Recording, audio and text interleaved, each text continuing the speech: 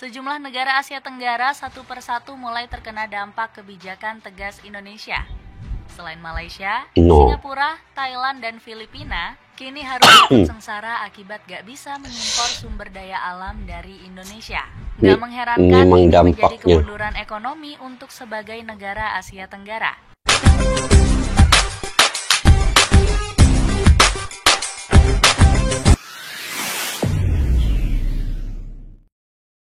Assalamualaikum dan salam persaudaraan. Selamat bertemu kembali guys di channel Askalani Studio. Oke, apa kabar? Semoga dalam keadaan sehat walafiat. Kalian juga saya doakan semoga murah rezekinya dan juga sentiasa sukses dalam apa juga yang kalian usahakan. Oke guys, terkait dengan apa yang ingin dilakukan oleh Indonesia berkaitan dengan hilirisasi, kemudian stop ekspor dan sebagainya demi untuk rakyat Indonesia. Demi untuk negara Indonesia itu mandiri di atas bumi sendiri. Dengan sumber daya alam yang sangat banyak, Indonesia sebenarnya bisa menjadi pemain ekonomi yang utama di dunia. Bukan saja di ASEAN ya, malahan di dunia sebenarnya. Karena antara sumber daya bahan mentah yang diinginkan oleh terutama Uni Eropa ya, adalah nikel, bauksit, tambang emas, kelapa sawit, batu bara, dan lain-lain lagi. Oke, di ASEAN pula dampaknya juga terkena dengan Malaysia, Filipina, Thailand, Singapura, dan sebelum ini saya sudah buat reaksi terkait dengan dampak kepada Singapura apabila oil and gas itu di stop oleh Indonesia ke Singapura. Maka Singapura mencari sumber daya gas and oil itu yang terkini, mungkin mereka akan ambil daripada Australia dan mungkin juga dari negara lain di Timur Tengah. Oke, apa pula dampak kepada Malaysia, Thailand, Filipina? Sekiranya Indonesia menghentikan impor bahan-bahan mentah ke negara-negara ini, adakah darurat ekonomi ini akan berlaku di negara-negara tersebut? Ayo kita simak dulu video ini, nanti di akhir video saya akan memberi reaksi dan ulasan terkait apa yang terkandung di dalam video ini guys. Oke, tanpa berbasa-basi, yuk kita simak dulu video ini.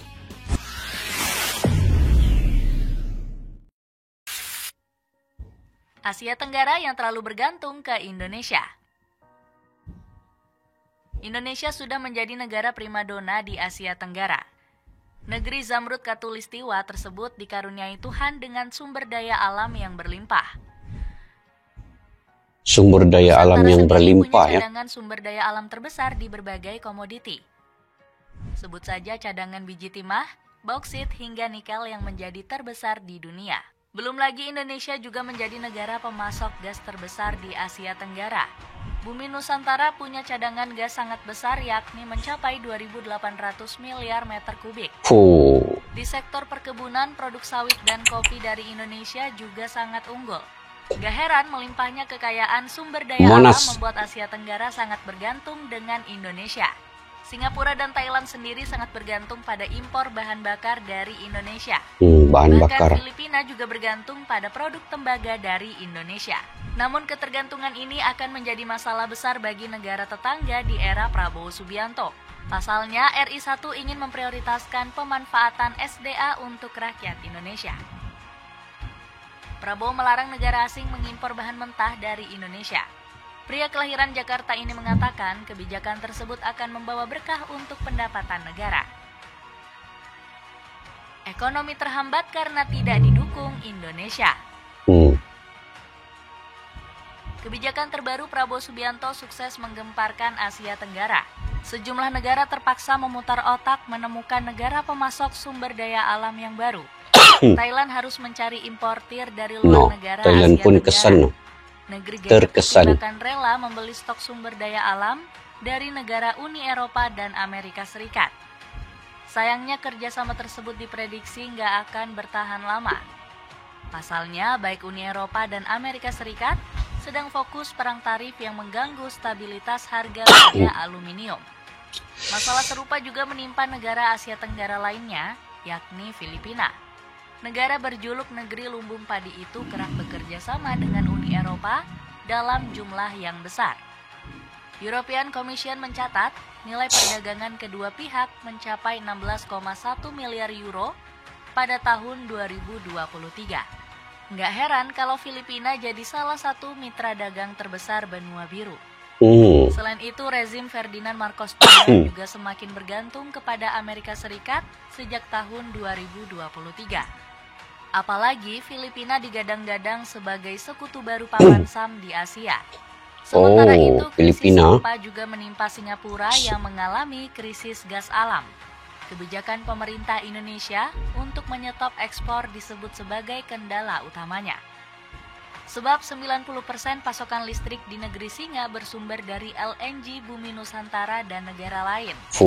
Alhasil, negara tetangga ini terpaksa melakukan impor dari Uni Emirat Arab.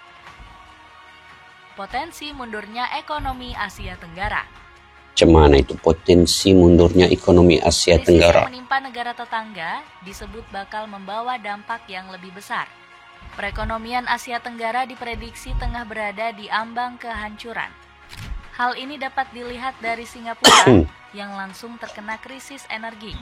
Sebab negeri Singa selalu memenuhi kebutuhan gas alamnya dengan melakukan impor dari Indonesia. Krisis serupa juga sempat melanda negara tetangga pada tahun 2021 silam. Bahkan saat itu Singapura terancam mati total karena nggak punya pasokan listrik. Alhasil, negeri Singa sampai meminta bantuan Indonesia untuk memasok sumber energi. Kabarnya, tanah air mengirimkan pembangkit listrik tenaga surya sebesar 100 MW. Di sisi lain, negara Asia Tenggara lainnya juga berpotensi mengalami kemunduran. Krisis besar diprediksi bakal menghantam Thailand yang terhambat di bidang ekonomi. Laju pertumbuhan negeri Gajah Putih melemah sampai 1,5% di tahun 2024 silam. Akhirnya hal tersebut berdampak pada produksi mobil Thailand yang turun 25,48%. Sementara itu, jauh turunnya itu juga berpotensi mengulang penurunan yang sama pada tahun 2023. Saat itu pertumbuhan ekonomi negeri Mutiara Timur jadi yang terendah dalam 12 tahun terakhir. Selain itu, Filipina kembali mencatat angka mengecewakan pada kuartal terakhir 2024. Rezim Ferdinand Marcos Jr. hanya mampu menaikkan pertumbuhan ekonomi sebesar 5,2%. Malaysia yang mulai sulit bersaing. Ini Malaysia ini guys. Prabowo Subianto menyetop ekspor sumber daya alam membuat Malaysia kalang kabut. Pasalnya, negeri jiran dikabarkan sedang krisis beras dan butuh pasokan dari Indonesia. Kondisi tersebut membuat anggota... Pasal krisis beras ini guys. Betul, Malaysia memang saya rasa terjejas ya. Karena baru-baru ini di parlimen Malaysia ya. Semua wakil-wakil rakyatnya itu lantang bersuara terkait dengan kekurangan beras. Itu saya pikir dampaknya apabila Indonesia ini menghentikan ekspor beras ke Malaysia. Dan baru-baru ini juga saya pergi kedai ya. Saya pergi kedai runcit beli beras. Saya heran guys. Karena harga beras menjadi lebih tinggi ya sekarang. Kalau dulu dalam 30 ringgit Malaysia, kalau duit rupiahnya dalam 100 ribu lah, tidak silap 30 ringgit 100 ribu lah kan. Sekarang sudah sampai ke 50 ringgit Malaysia. Wow. Maksudnya peningkatan itu sekali lipat ya. Kalau dulu 100 ribu harganya, sekarang hampir 180 ribu. Begitulah lebih kurang. Jadi memang ini betul-betul krisis ini akan dialami oleh negara-negara ASEAN apabila Indonesia menghentikan ekspor itu. Jadi negara-negara lain ini kena mencari alternatif baru lah. Tetapi kita tidak boleh salahkan Indonesia karena Indonesia itu haknya sebagai yang punya sumber daya alam yang banyak. Jadi dia bisa saja menghentikan ekspor, kemudian menjual pula. Itu terpulang sebenarnya kepada Indonesia. Tidak apa kita lanjut guys. Anggota Parlemen Malaysia, Datuk Seri Panglima Mohtaradin, meminta pemerintah berguru ke Indonesia. Presiden Indonesia pada suatu ketika mengarahkan Menteri Pertanian Nah, untuk disuruh membuat berguru transformasi lagi pertanian. ke Indonesia. Dan mereka telah sukses mentransformasi dari atas sampai bawah pertanian, ujar Bung Mokhtar. Bung Mokhtar ini berasal dari Pernyataan Sabah nih, tersebut guys. mengherankan mengingat pasokan beras tanah air surplus hingga 5 juta ton. Hal ini terjadi karena produksi beras dalam negeri yang meningkat. Usut punya usut, sebelumnya Indonesia telah lebih dulu menghentikan impor beras.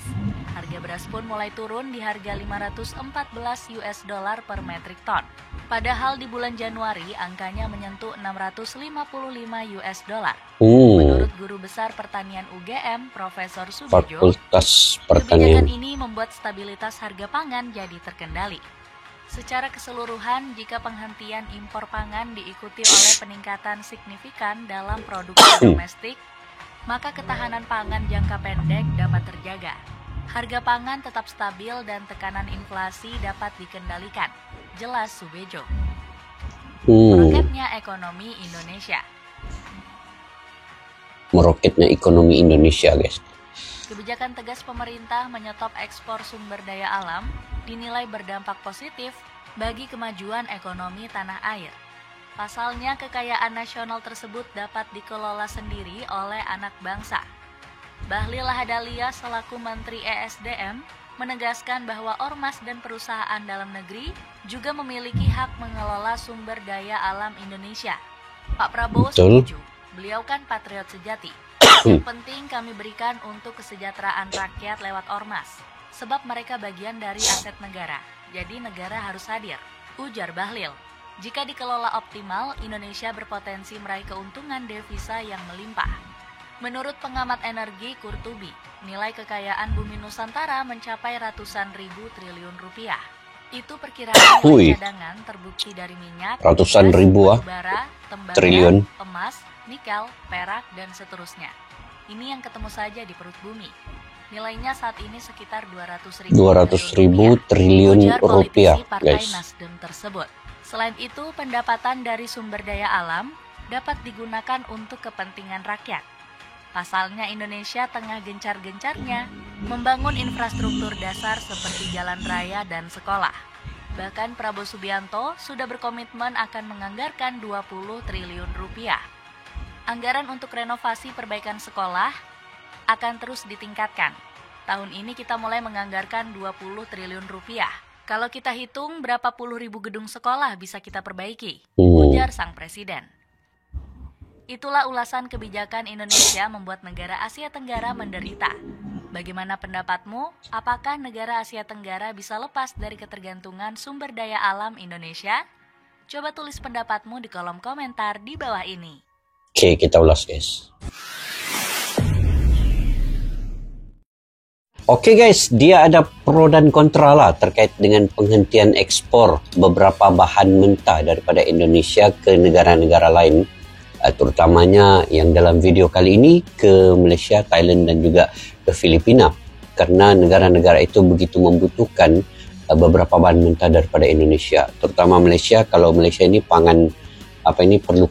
butuhkan beras ya untuk rakyatnya, dan kalau Indonesia menghentikan ekspor beras ke Malaysia, maka Malaysia kena mencari alternatif yang lain pula, sehingga kan wakil rakyat daripada Sabah iaitu Mokhtar Radin menyeru ke Parlimen di Malaysia supaya Malaysia ini berguru ke Indonesia bagaimana membuat pangan yang baik dan juga menghasilkan beras yang berkualitas tinggi untuk kegunaan rakyat di Malaysia ini sendiri. Oke, pro dan kontra. Apa pronya? Keuntungan untuk Indonesia apabila dia menghentikan ekspor ini.